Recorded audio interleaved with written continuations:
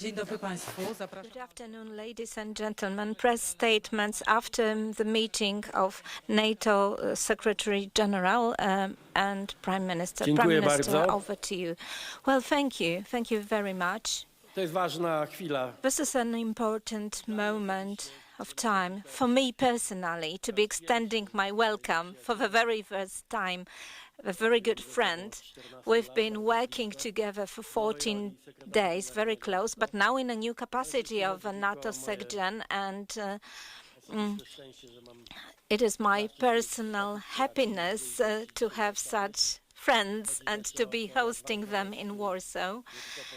But it is also about how important it is to sustain and intensify our cooperation with NATO SecGen and NATO as a whole alliance. As you know, and there is no need to persuade anyone about it, we live in days and in times that are very volatile, with very volatile moods and attitudes. And all the more so, it is important for us, for the Polish people, to have the security and assurance that NATO is the alliance that guarantees security, and that Mark Rutte, Secretary General, is keeping track of the foundations of NATO. Personal relations are very important, but it is also extremely important that we are precisely on the same page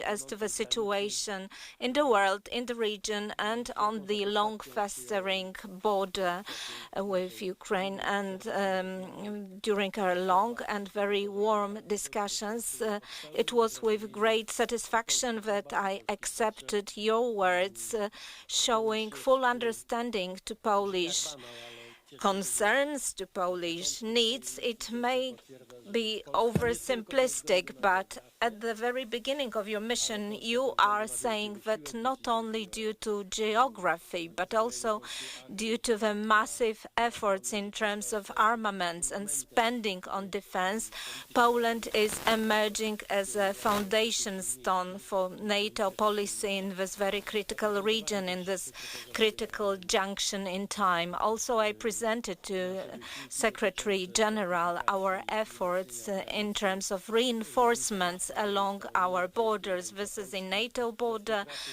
EU border, Poland's border, in cooperation with the Baltic states and Finland.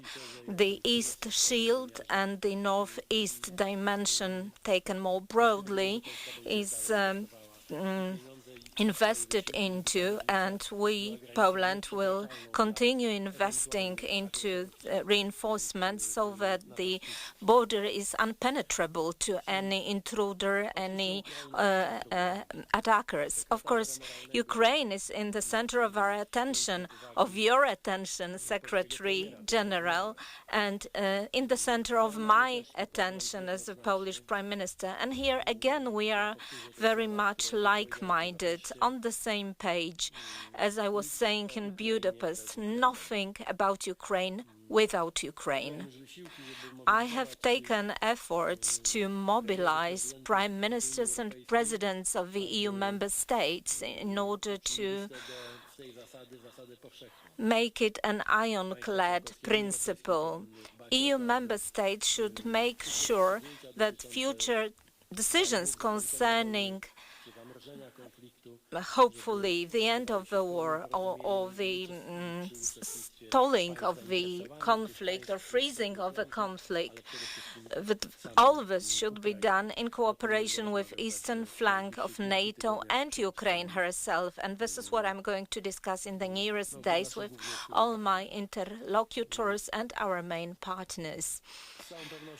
It is with all certainty that transatlantic cooperation, as we were confirming many times before, on many occasions, when you were the Prime Minister of the Netherlands and when I had my first term in office as a Polish Prime Minister, we shared the same concept that good relations with the United States, the relations bringing closer the Western Western world. Military, economic, cultural cooperation, transatlantic cooperation is a cornerstone for our security and our further development. And we subscribe to the same point of view that nowadays we must spare no effort, no matter what, to reinforce the transatlantic cooperation for security. On this page, you can count fully on Poland, on the Polish government. This is by all means the Polish doctrine.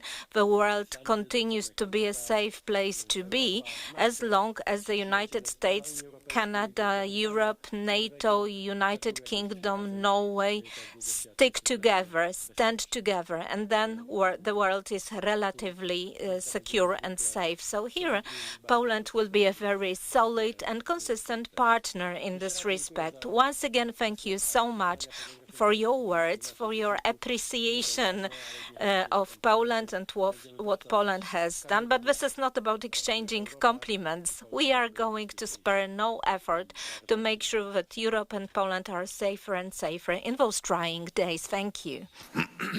Prime Minister, dear Donald, thank you for the extremely warm welcome here in Warsaw. And we are friends, and it's great to work again, and I'm looking forward to do that over the coming years.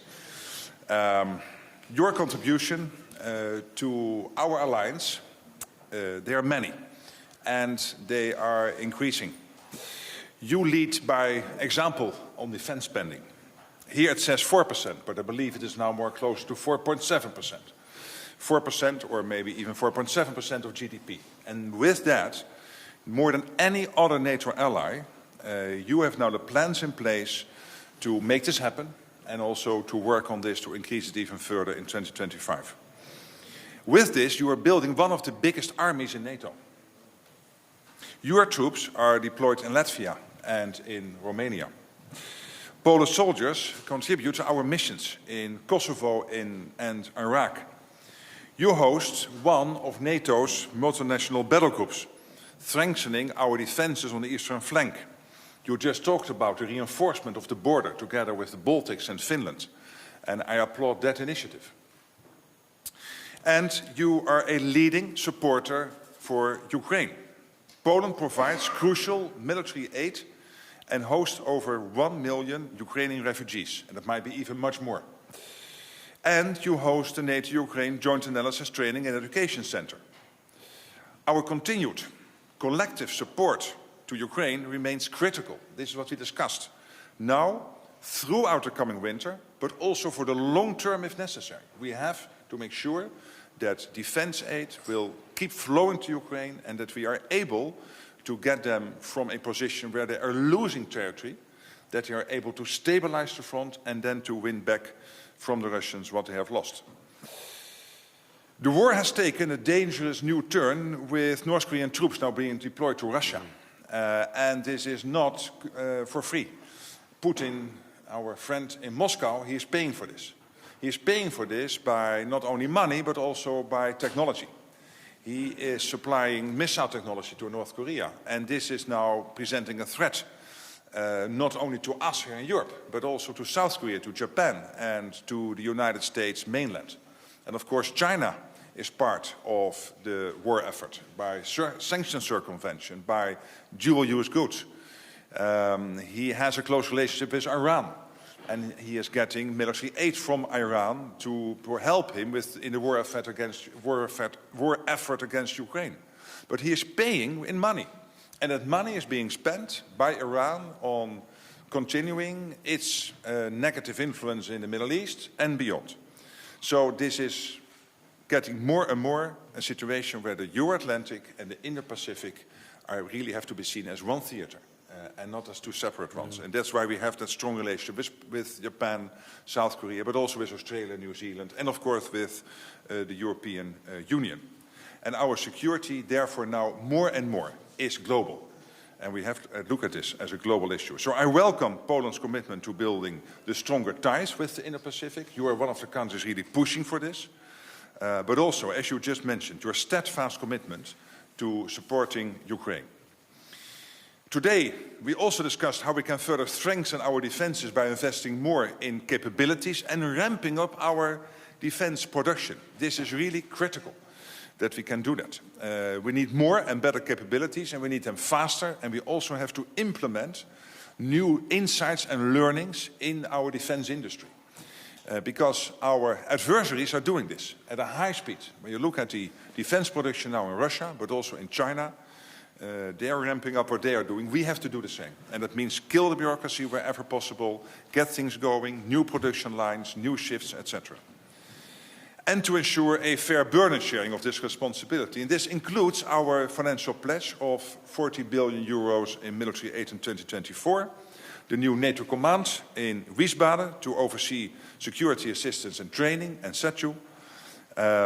Both of these, the pledge and the command in Wiesbaden, ensure that Europe continues to take on more responsibility for sustaining support to Ukraine. Prime Minister, dear Donald, again, thank you for your hospitality, thank you for your friendship, and thank you for Poland's huge contribution to NATO. Thank you. Thank you very much. Dziękuję bardzo i dziękujemy Państwu.